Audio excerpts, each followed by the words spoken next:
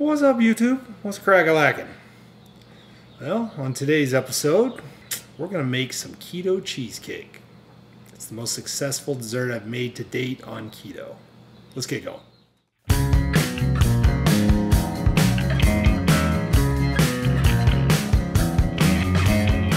Alright, for cheesecake, you're going to need a big cooking bowl, 3 8-ounce packages of cream cheese, softened, so you should leave these out for a while. You will need 5 tablespoons of butter, so right there.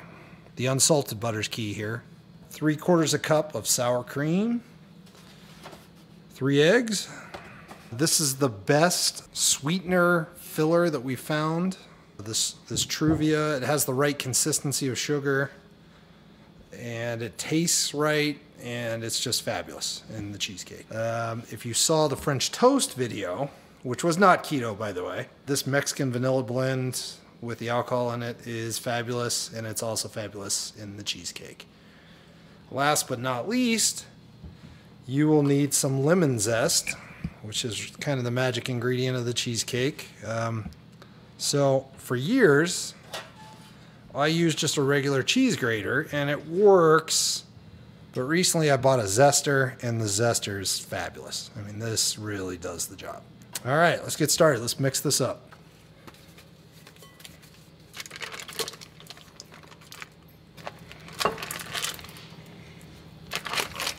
One trick for the cream cheese, if it's not too soft, I usually put it in the microwave on defrost for a short amount of time just to soften it some. Same goes for the butter.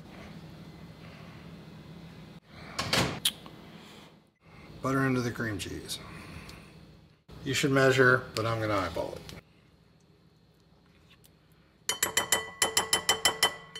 Splash of vanilla extract. 1 cup of the Truvia sugar.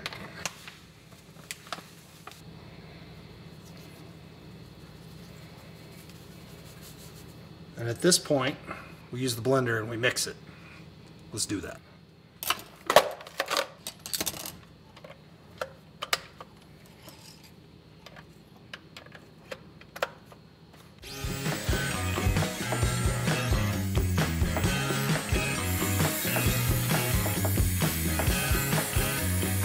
I forgot one very important step.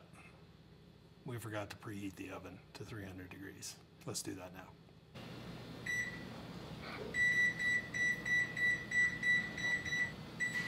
Back to our regularly scheduled programming of mixing.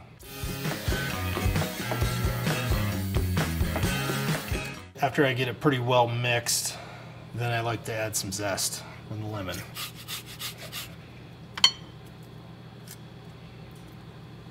Back to mixing.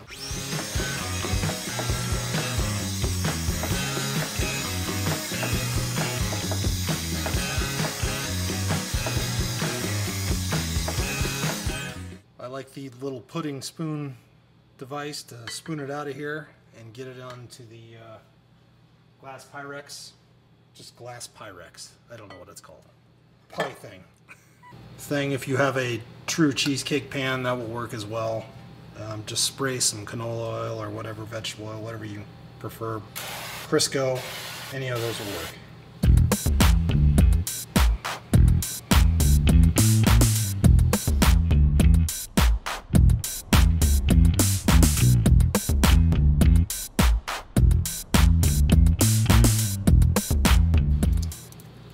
Use the spatula to scoop out all the excess in the bowl.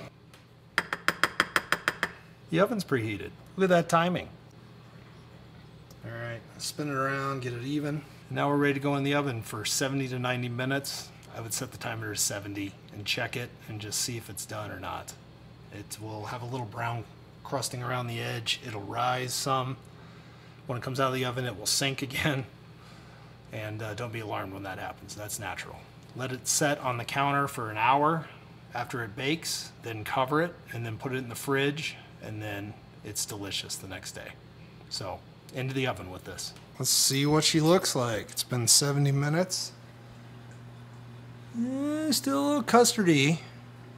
I say we let it cook for another 5 minutes. Let's take another look at it. Yeah, I see some browning on the edges. I say we're going to call it good. Let's pull it out. All right. Voila. There she is. We're going to let that cool for an hour, hour and a half. Maybe even a little longer if it's still warm. We'll cover it with some foil and we'll put it in the fridge overnight. And it will be ready to be consumed as early as tomorrow morning. Okay, the cheesecake's been sitting out for about 2 hours. It's time to cover it in some foil and put it in the fridge. All right, it's the next day. Cheesecake sat in the fridge overnight. Voila. All that's left is to cook up a cup of coffee and serve it. Enjoy.